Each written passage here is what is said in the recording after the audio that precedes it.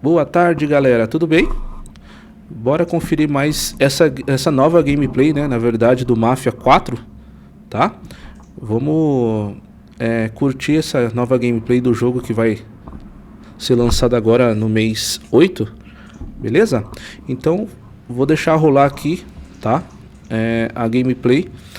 E para você que está assistindo aí e já é inscrito no canal, deixa o like aí para ajudar, tá bom? E para você que está assistindo pela primeira vez, não se esquece de se inscrever no canal, tá? Se puder compartilhar também aí os nossos vídeos, eu fico grato, beleza? Bora lá então curtir essa gameplay nova aí, pessoal. Drop of a stunning and highly detailed world that, while explorable, really only existed as a beautiful backdrop for your main mission, rather than trying to keep you busy with menial tasks and side quests. In fact, Baines seem to suggest that the positive reception to 2020's remake of the first game, Mafia Definitive Edition, served as something of an inspiration to and North Star for this fourth entry in the mainline series. I'm pleased to report that after playing through chapters 3, 4, and 5 of The Old Country, the development team has seemingly succeeded in returning Mafia to its gameplay roots. This is, like Mafia 1 and 2, a story-first, not open-world action-adventure. And interestingly, your primary upgradable weapon isn't a gun, though they are certainly here, but rather your knife. Stealth is fully supported, and even better, it's only going to be $50 at launch, or as I like to call it, a reverse Randy Pitchford price tag.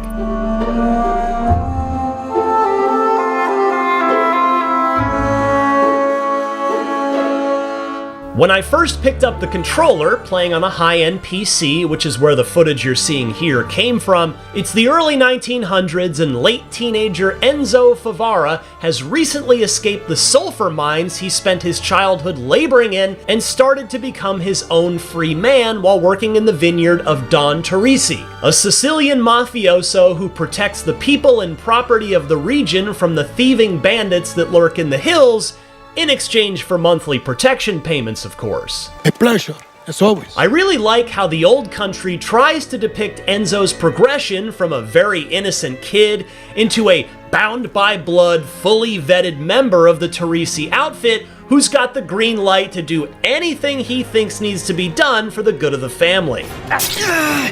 We see this play out in Chapter 3, where Enzo's first taste of life outside the vineyard with the Teresis comes when he's brought along on a series of collections by Luca, the Don's right-hand man, and Cesare, another made member of the family.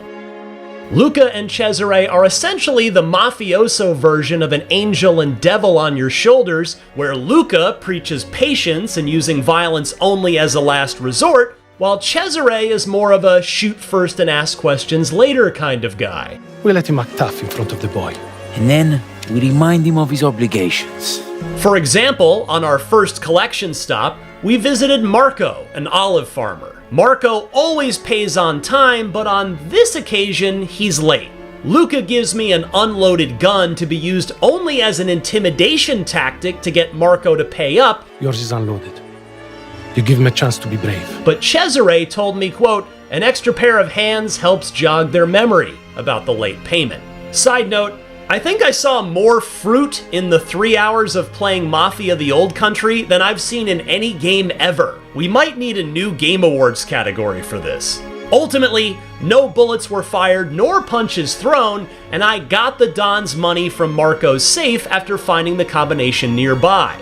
I appreciate that Hangar 13 put thought into Enzo's journey into the Teresi crime family here and didn't just instantly let you become a murdering psychopath.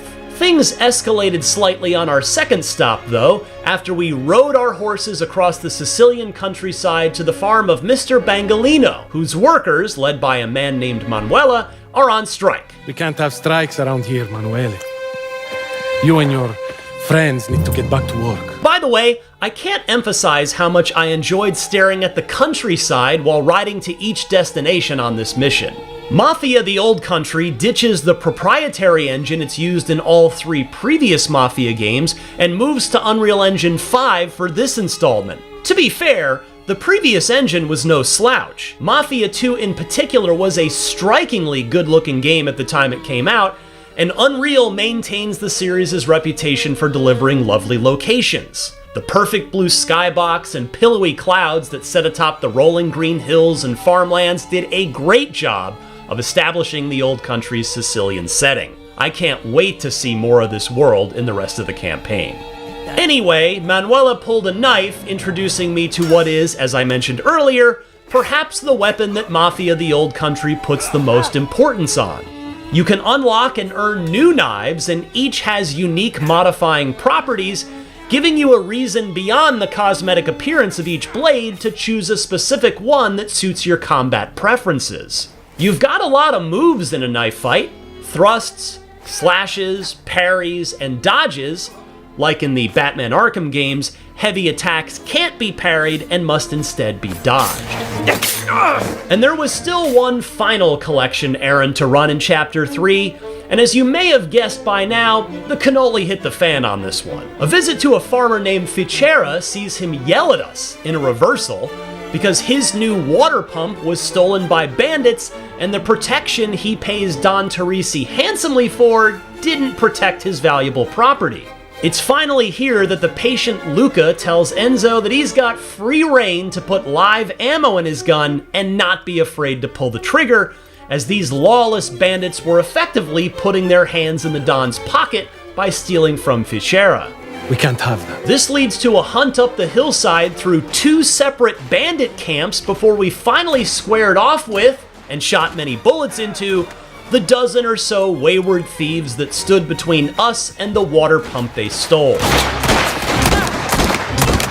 The familiar third-person cover-based shooting gameplay will be instantly recognizable not just to Mafia series regulars, but also anyone who's played a good third-person action game in the past decade. The Old Country isn't breaking the mold here, but the gameplay systems are comfortable, effective, and fun. Less comfortable, at least for me, was the cutscene that followed the death of the last of the bandits, when Cesare cuts off the finger of one of the bandits, takes his gold ring as a bonus payment for his troubles, and tosses the detached digit into the well. Could be pure gold. He's got no use for it now. Enzo! Isabella.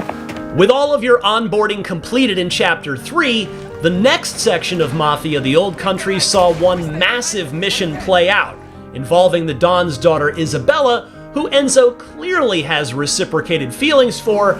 Keep an eye on me. You'll be lucky if you can keep up. And Gennaro, the son of Baron Fontanella, who's arguably an even bigger fish in the Sicilian mafioso sea than Don Teresi is. Gennaro wants to show off his fancy new car, and he also wants to woo Isabella, so he sets up a picnic date in the nearby ruins. It starts with Enzo having to babysit the gathering and ends with a kidnapping, a car chase involving you on a horse, a trail of bodies left in Enzo's wake, a stabbed, double-crossing business partner, a happy Don Teresi, and an even more smitten with Enzo, Isabella. It started quietly, with Gennaro driving Cesare in his car to the ruins, and Isabella insisting on riding there on horseback alongside Enzo. Yes, you'll be able to choose and ride your own horse in Mafia the Old Country, with each steed even having its own personality and characteristics. Based on what I played, it didn't necessarily seem like your choice of horse would materially affect gameplay, but it was a welcome way to add a bit of life and meaning to the narrative nevertheless. Here we are.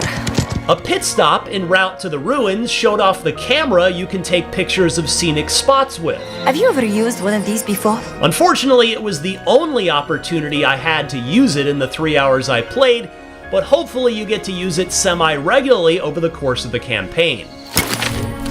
You're also introduced to the driving mechanics of the Old Country after you rendezvous with Cesare and Isabella in the form of a low-stakes race around the ruins, perhaps a nod to one of Mafia 1's most infamous missions.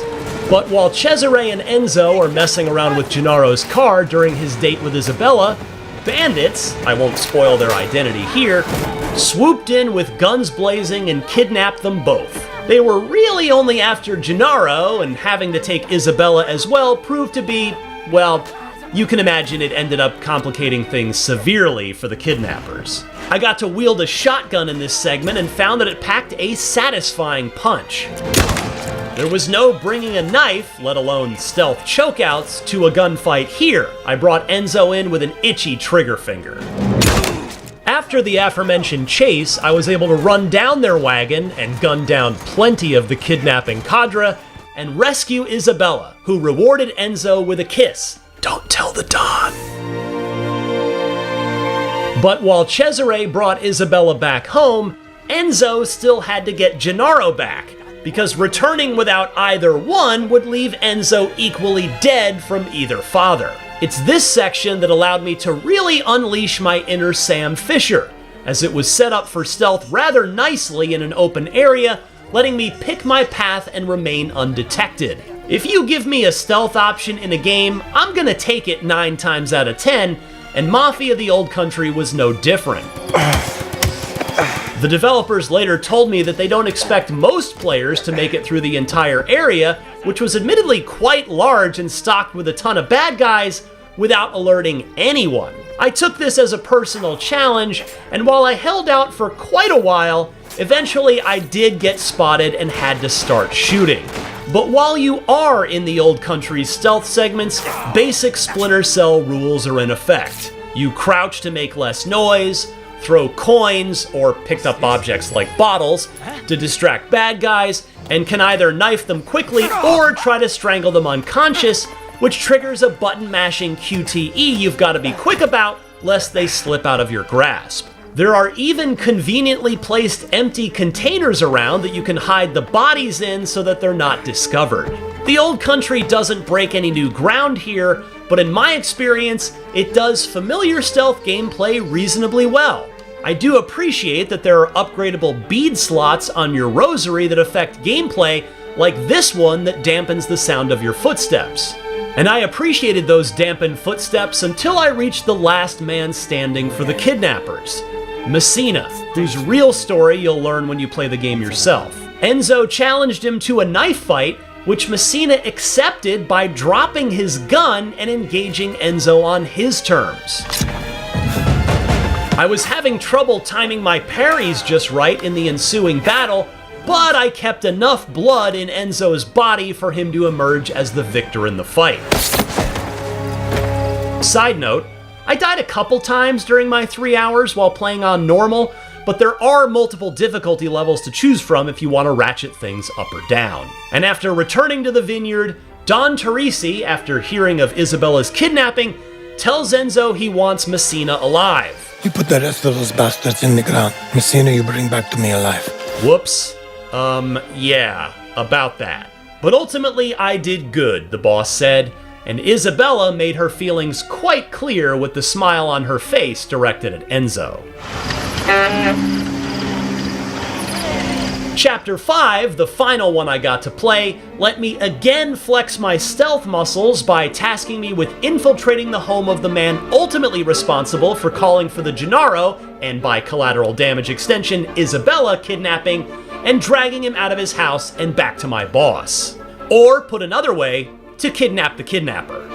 This mission could truly have been pulled straight from a Splinter Cell game, as I had my choice of ways up the hillside to the large villa at the top. I kept it quiet, stabbing my way through the human obstacles in front of me before eventually getting into the house and to my target. I wouldn't be so lucky on the way out though, as by the time I walked out with my target in tow, everyone still left standing knew what was going on, and I had to shoot my way out.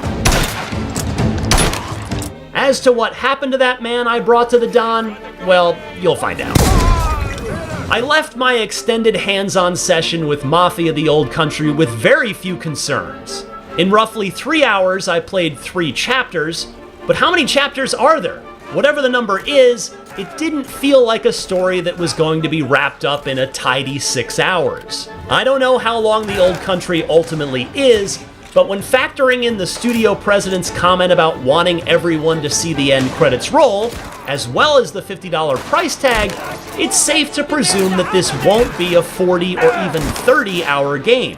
But for my money, that's fine. I'm a dad with a job. I'm good with Mafia the Old Country being a game I can get through in a weekend or two. Ó, galera, parece ser top, né? Agora com alta definição em 4K pra gente olhar os detalhes dos gráficos, né? A jogabilidade também no gameplay parece estar bem legal, né? Agora nos resta esperar, né, pro dia 8 do mês que vem, que é o dia do lançamento, e a gente jogar esse game aí, tá? Pessoal, muito obrigado por todos que estão visualizando, tá? Os inscritos do canal. Para você que está assistindo pela primeira vez agora, não se esquece aí, tá? Gostou do nosso conteúdo? Se inscreve no nosso canal, curte, deixa o like aí no vídeo, tá? E se puder compartilhar, eu agradeço. Beleza, pessoal? Fiquem todos com Deus e vamos esperar para essa data aí. Já tô ansioso para jogar esse game.